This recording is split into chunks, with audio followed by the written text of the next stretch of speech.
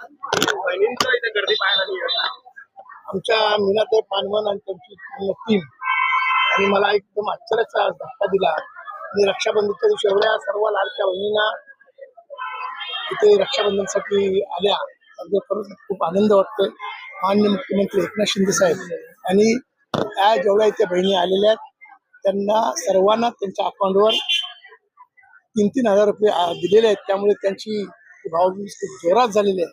या आमच्या बहिणी त्या पैशातून त्यांच्या मुलाबाळांसाठी, त्यांच्या नवऱ्यांसाठी, त्यांच्या स्वतःसाठी 4 पैसे खर्च करावे ही मनापासून त्यांची इच्छा आणि त्या सुद्धा सक्षम बनाव्या. आणि वेगवेगळ्या योजना त्यांनी मुख्यमंत्री मोदींनी केलेल्या आहेत, जेणेकरून महिला सक्षम झाली तर आपला देश सक्षम होईल.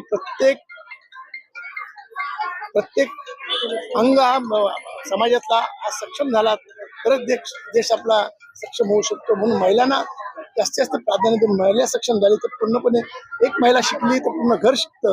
ही आपली जी संकल्पना आहे त्यामधून महिलांना सक्षम करण्याचं काम आणि मुख्यमंत्री वगैरे केले.